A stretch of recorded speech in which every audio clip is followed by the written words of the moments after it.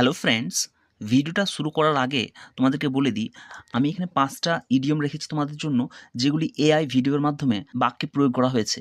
তো তোমরা যদি ভিডিওটা শেষ পর্যন্ত দেখো, অবশ্যই এই ইডিয়মগুলি তোমাদেরকে মুখস্থ করতে হবে না, এটা অটোমেটিক তোমাদের ব্রেনে ফিট হয়ে যাবে। তো চলো শুরু করা যাক আজকের video. Hi Arjun, you look so happy today. What happened?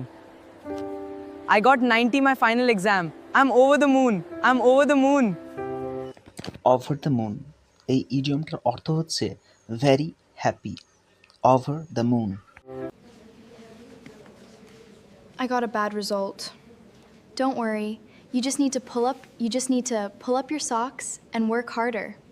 Pool up your socks, এই ইডিয়মটার অর্থ হচ্ছে আবার চেষ্টা করা। You look so tired. Is everything all right? I'm fine, but my heavy workload is taking a toll on my health. Taking a toll on এর অর্থ হচ্ছে ধীরে ধীরে কোনো অবস্থা খারাপ করা। Taking a toll on. My exam results are coming tomorrow. I am on tenterhooks. Don't worry, you worked hard. Everything will be fine. On tenterhooks এর অর্থ হলো খারাপ অবস্থায় থাকা। খারাপ অবস্থায় থাকা। We've been working for hours. Should we finish the report tonight? I think we've done enough for today. Let's call it a day and continue tomorrow. Call it a day এর অর্থ হচ্ছে কোনো কিছু বন্ধ করা। তো ফ্রেন্ডস, আশা করি ভিডিওটা তোমাদের ভালো লেগেছে। এতক্ষণ পর্যন্ত তুমি ইডিয়মসগুলির ভিডিওতে যে ব্যবহার দেখলে, আরেকবার তার অর্থ এবং এক একটা সেন্টেন্সে তার প্রয়োগ দেখে নেব। এবং তোমাদেরকে রিকোয়েস্ট করব ভিডিওটা আরেকবার দেখা, এবং যতক্ষণ না পর্যন্ত তোমরা ইডিয়মসগুলি বুঝতে পারছো, অবশ্যই তোমরা ভিডিওটা দেখবে।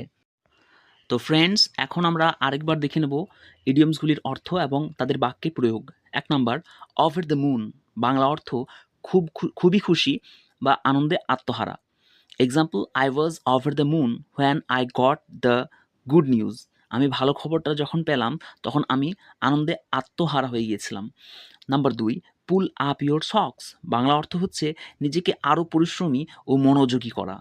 Example, you need to pull up your socks if you want to succeed, যদি তুমি সাফল্য পেতে চাও, সফল হতে চাও, তাহলে তোমাকে আরও পরিশ্রম করতে হবে। Number 3, taking a toll on, বাংলা অর্থ হচ্ছে খারাপ প্রভাব ফেলা বা ক্ষতি করা।